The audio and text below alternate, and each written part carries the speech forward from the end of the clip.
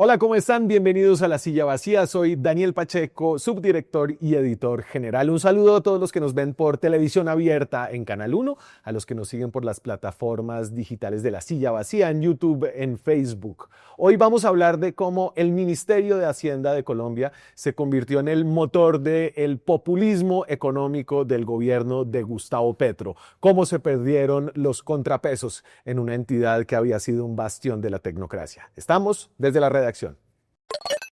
Pablo Manrique cubre el poder económico. ¿Qué más, Pablo? Bien, bien. Salude a sus fans. Salude a sus fans. Déjelo usted. Hola, fans.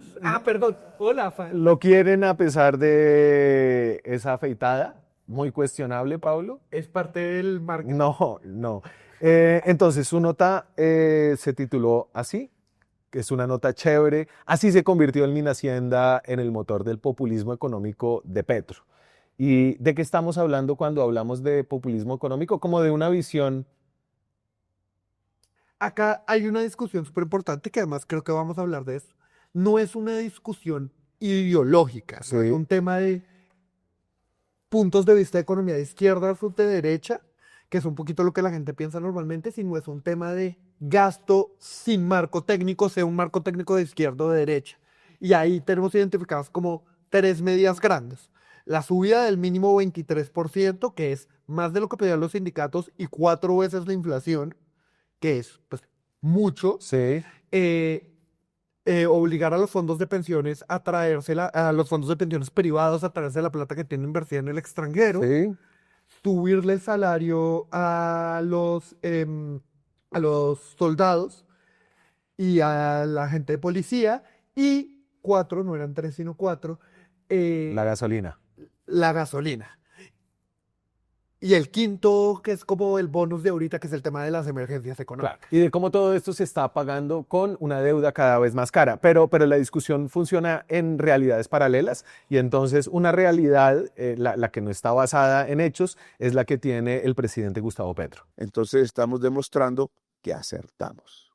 Acertamos en el salario vital, los precios no crecen, están estables. Algunos crecerán y vigilaremos por especulación. Y acertamos en la emergencia económica con el decreto tributario porque nos ganamos la confianza del mercado internacional, que hoy está haciendo así cola por comprar los bonos colombianos a menor precio de lo que en años anteriores nos tocó comprar ante la oposición que nos saboteaba los proyectos de ley en el Congreso. Entonces, esto es abiertamente falso, es un dato, se puede chequear. ¿Estamos endeudándonos o no a tasas más baratas? Los datos dicen que no. Y entonces, la línea de abajo, Pablo, ¿es qué? La tasa de la deuda en dólares. La tasa de interés de la deuda. En dólares. Entonces, se pagaba a 5. Esa es una tasa para unos bonos de corto plazo, ¿cierto? Que tiene una No, tasa de mediano plazo. de mediano plazo. Esta es una tasa de lo que se llama ponderada, que te combina todos los plazos. Listo. Y la línea de arriba, la línea puntuada, es la tasa a la que se hizo una venta de deuda, es decir, el gobierno se endeuda con estos fondos a una tasa que estaba bordeando el 6%, es decir, es mucho más alta de todas las tasas a las que se venía endeudando el gobierno desde 2023. Ahí en ese video que decimos, el presidente dice que no es verdad porque hace una comparación que no se puede hacer, que es que comparó tasas en pesos Sí. con esas tasas en dólares, pero si uno hace la comparación correcta, que es comparar tasas en dólares con tasas en dólares, uno ve que no hay punto de comparación, y en ningún punto de la serie que pintamos está por encima de la tasa a la que ellos colocaron. Ok, entonces el populismo económico lo entendemos como un gasto expansivo, desmedido, para financiar una cantidad de cosas que son populares, pero que está pagándose con una deuda que es cada vez más cara para el Estado colombiano. Eso lo resumen, el dicho es como pan para hoy, hambre para mañana. O, como dicen los economistas, no hay tal cosa como un almuerzo gratis. Claro. Entonces, y su nota es más política que económica, es como tratar de entender cómo el Ministerio de Hacienda se convirtió como en el vehículo que permite que el presidente haga esto. Sí, porque es que lo otro ya lo sabemos. Ya, o sea, como yo he estado acá hablando de esto y todos los medios han hablado de que sí, el gobierno se está endeudando más, que rompimos la regla fiscal, pero el mecanismo de las personas que tenían que aparecérsele a Petro Sí. para que el Ministerio de Hacienda pudiera hacer esto es como lo clave de esta nota. Claro, porque el presidente tiene razón, es que los bancos sí están haciendo fila para comprar la deuda de Colombia, pero porque es cada vez mejor negocio para los bancos, porque es una deuda que paga intereses más altos. Exactamente. Y entonces ahí aparecen las dos personas que son Ávila, que Germán Ávila, el ministro de Hacienda. sí, que es una persona extraña, o sea, extraña para el mundo de Hacienda, me refiero. Germán Ávila no había estado en cargos de Hacienda, el Sí. cargo más cercano que estuvo fue liderando FENAVIP, que era un tema de vivienda en Bogotá, después estuvo en el Grupo Bicentenario, nunca ha sido una persona que haya hecho ni investigación académica en Hacienda, Un ex M19. un ex M19 y una persona que Petro venía buscando para participar en Hacienda desde mucho tiempo. Claro, esto es chévere de la nota porque es una nota que hace una mirada a lo que ha sido la política económica del gobierno y que es muy importante porque Petro llegó poniendo a José Antonio Campo como su ministro de Hacienda y eso fue muy importante como mensaje para inversionistas, para los votantes, de que iba a ser una persona sensata. Que eso es lo más importante. Para entender a Ávila, primero toca entender cómo se diferencia de Ocampo y de Bonilla. Listo, entonces José Antonio Campo, el primer ministro de Hacienda de Gustavo Petro. Vamos a respetar firmemente la regla fiscal y eso pues nos ha hecho que tengamos que racionalizar distintas solicitudes digamos, del equipo de gobierno para ajustarlos a la regla fiscal. Ahí dice una vaina que es clave, es racionalizar las solicitudes del equipo de gobierno, es básicamente decirle no al presidente en ciertas cosas. O ralentizar temas presupuestales, que vamos a hablar de eso ahorita, pero es exactamente eso, es decir que no, o mover diferentes proyectos que estaban planeando otras personas del gobierno, incluyendo Sí. al presidente, para que ahí la parte más importante, que además lo dice como 3 veces en ese audio, que es que vamos a cumplir la regla fiscal, hay que cumplir la regla fiscal. Y eso es completamente opuesto a Ávila, que Rompió la regla fiscal. 2 meses después de haber sido nombrado. José Antonio Campos ya era un economista, pues un poco sí del establecimiento, es profesor en la Universidad de Columbia en Estados Unidos, uno de los académicos más citados colombianos en economía, pero tenía una visión, yo le digo cepalina, usted me dice que nadie entiende eso, pero bueno, la CEPAL es como una escuela económica de centro izquierda, ¿cierto? Sí, él es un economista de centro izquierda, él no, o sea, no es fe desarrollo, no es anime. Él cree en el gasto público como un motor de crecimiento económico. Pero, y como me decía una persona en Hacienda, nosotros creemos en esto, somos de izquierda, pero pues uno no puede quebrar al Estado. Entonces después llega Ricardo Bonilla, ¿no? Entonces más allá de los líos que tiene Ricardo Bonilla y por los que está respondiendo, ¿no? Por este esquema de presunta compra de votos con proyectos del Estado con presupuesto, Ricardo Bonilla era el ideólogo del pacto histórico, ¿no? Y llegó diciendo igual, lo mismo, como confianza, no vamos a romper la regla fiscal. Se ha hablado mucho de que pueden existir algunas dificultades y que el gobierno, pero tal vez no está en la presentación, y que el gobierno quiere incumplir la regla fiscal. Lo primero que les tengo que decir es, el gobierno no está incumpliendo la regla fiscal. Listo, después sí la incumplió. Incluso Ricardo Bonilla, que es, si Ocampo era de centro izquierda, Bonilla es de izquierda, Sí. ¿no? Llegó con una idea de decirle no al presidente en algunas cosas, ¿cierto? Y eso era lo que le contaban a usted adentro. Y el ejemplo perfecto es la emergencia económica, no esta, es que ya hay tantas, la que intentaron poner en diciembre, Sí. se la pusieron, la suspendió la Corte.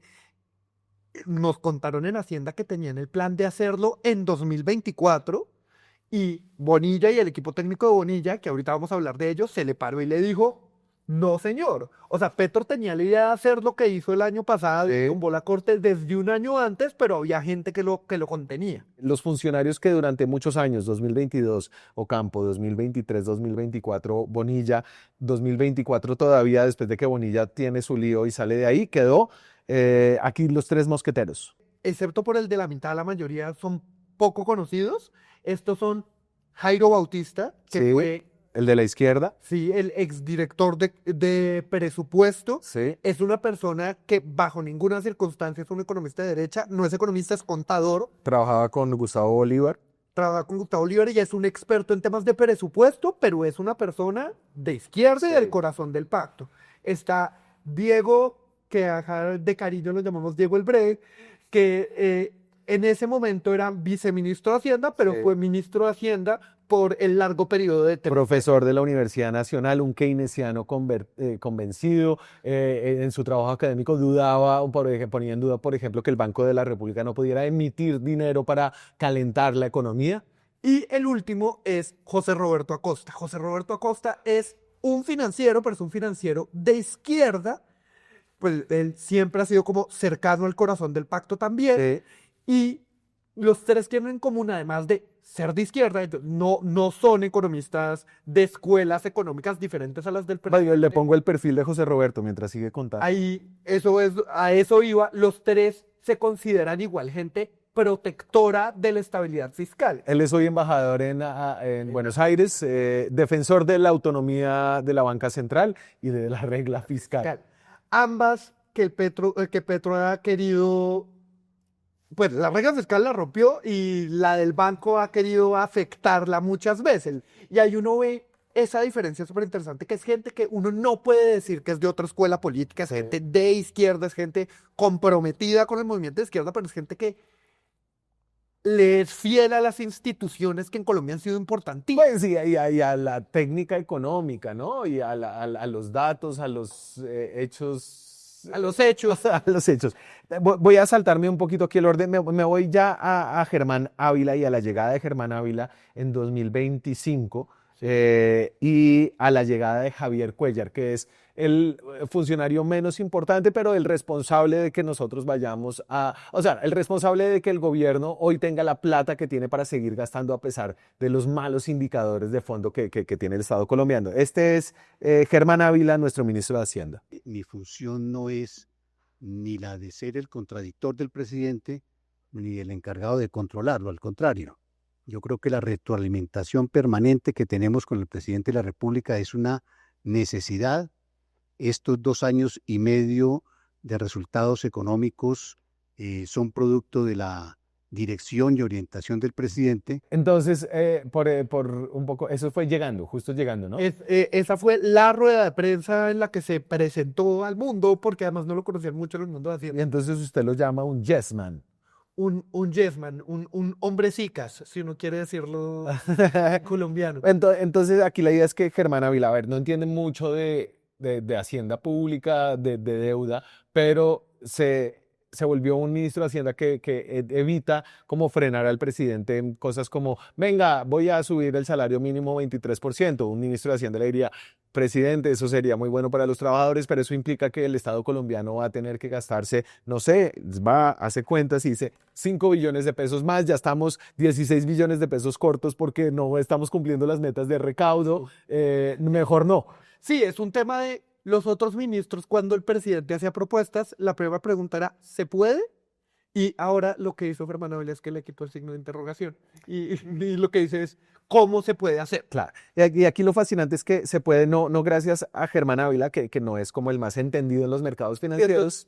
Esto es una cosa muy importante. Germán Ávila es el que dice que sí, Sí. pero este igual necesita, como esos proyectos requieren plata, usted necesita una persona que le dé el visto bueno, pero también necesita una persona que le dé la plata y las herramientas para hacerlo, y ahí entra Javier Cuéllar. Javier Cuéllar, aquí lo van a escuchar y no van a entender nada, pero eso es precisamente un poco lo que es Javier Cuéllar. Desde el punto de vista de los TCOs, sí es cierto que dejar una posición de 60 y pico billones de pesos al siguiente gobierno podría exponerlo a un riesgo de refinanciación, pero lo que quiero aquí es que me ayuden, digamos, con la información que fluya al mercado y que nosotros no vamos a dejar una posición de 60 y pico billones de TCOs al siguiente gobierno. No entendí nada.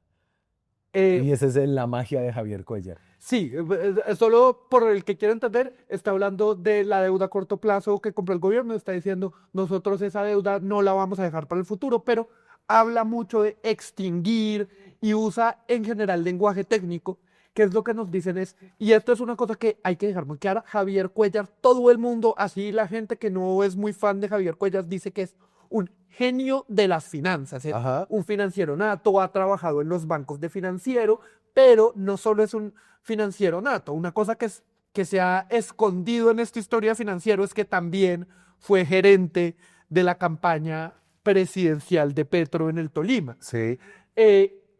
Ahí es como esa dualidad y lo que dicen es que él es tan inteligente y es tan sabio que un poquito usa esa inteligencia que tiene para pasar un poco por encima de la demás gente en Hacienda. Y ahí, ¿se acuerdan que yo les hablé de Bautista? Siempre están las dos personas más importantes después del ministro, es crédito y presupuesto. Crédito del que consigue la plata, presupuesto del que programa cómo gastarla. Exactamente. ¿Cuál es el problema? Si esta gente no se habla, Sí. presupuesto puede ayudar cuando crédito y tesorería no tiene plata, en vez de ponerse a buscar crédito, presupuesto puede hacer cosas como demoremos, digámosle a esta gente que ahorita no y después sí, movamos el presupuesto, racionalicemos gasto, que era lo que decía Campo. ¿Cuál es el problema? Tiene que estar al mismo nivel porque uno chequea al otro. Crédito es el que le dice a presupuesto, acá está la plata, Sí. y lo voy a conseguir. Presupuesto es el que le dice, mire, yo le ayudo, no consiga la deuda. Si uno se crece más que el otro, pues me lo describían como un avión con dos turbinas. Si se apaga una turbina, pues el avión coge solo para un lado. Y ahí Cuellar, con su lenguaje técnico y con la cancha que tiene, Sí. se come a la que ahorita es la directora De de presupuesto. presupuesto, que se llama Marta Marta, ¿qué? Arango. Ah, bueno. Ah. Entonces, ahí hay como una relación que cambia el tema. Entonces, ya no es la discusión de si usar deuda o usar otras herramientas, la deuda se vuelve la herramienta go-to Claro. Hacienda. Y entonces, en términos de números, los fundamentales son muy malos. A pesar de que la economía está caliente y de que la gente siente chévere el salario mínimo, chévere que estamos creciendo un poquito más, ¿no? Como que, pero porque hay mucha plata y eso tiene que ver con la cantidad de presupuesto público que se está gastando, en parte. Entonces voy como presupuesto, como porcentaje del PIB, José. Ahí ustedes ven que Colombia está gastando más plata que nunca como porcentaje del PIB. El promedio es esa línea puntuada. Desde el 2022 de la llegada de Petro sube del 23% del PIB al casi el 30% del PIB, pero el correlato de eso es que esto se genera con un déficit fiscal cada vez más alto que se está pagando con deuda. Sí, rápidamente, déficit es los ingresos menos los gastos. Si el déficit es negativo, significa que me toca endeudarme porque tengo menos ingresos. Y uno ve que en general el déficit está bajando. Una cosa muy importante, estas estrategias de Cuellar. Entonces, espérese, la línea verde es déficit, eso significa, ese es el descuadre entre lo que usted se está gastando y lo que le está ingresando, Exacto. ¿cierto? Y entonces ahí estamos en niveles que esto es 2024, que ya van a rozar en 2025 lo que fue la pandemia, que fue un déficit de casi 8%. Y ahí pasó una cosa interesante, que es que Cuellar logró bajar ese déficit para 2025. Sí. ¿Cómo? Pagando menos intereses. Pero es que pagó menos intereses moviendo la deuda al futuro. Como cuando uno el banco lo llama y le dice, no pague Sí. la cuota hoy, pero le pongo 32 cuotas a futuro. Eso es lo que hizo Cuellar. Entonces pagamos menos intereses ahorita a cambio de que ese déficit en el futuro va a ser más grande. Así está funcionando el Ministerio de Hacienda como motor del populismo económico de Gustavo Petro. Muchas gracias, Pablo. Muchas gracias por invitarme. Feliz de estar aquí. Muchas gracias a ustedes. ¿Qué? ¿Qué? No, pues usted fue el que se rió. No me he reído. Usted es un economista muy iconoclasta. Muchas gracias a ustedes por vernos aquí en YouTube. Recuerden, esta comunidad se nutre de la gente que ve nuestros contenidos. Eso nos ayuda a ser más sostenibles, a pagar el periodismo independiente que hace, en este caso, Pablo Manrique, desde su cubrimiento del poder económico, también desde el Laboratorio de Inteligencia Artificial, donde hay muchas cosas que pueden utilizar, incluyendo nuestra silla IA, ¿no? Una inteligencia artificial de la silla para responder preguntas a partir de los contenidos y la reportería de la silla vacía, una información que busca ser más verificada. ¿Totalmente verificada? Totalmente verificada. Pues, o sea, la información que usa es totalmente verificada, pero pues el voto responde y ahí sí, pues, hay que tomarlo con pinzas. Gracias, Pablo. Gracias a ustedes. Nos vemos con más contenido esta semana. Chao. Hacer periodismo independiente cuesta. Cada suscripción a este canal nos permite financiar historias que revelan patrones, intereses y otras dinámicas de poder que otros no cuentan. Suscríbase y sea parte de la comunidad que apoya a La Silla Vacía.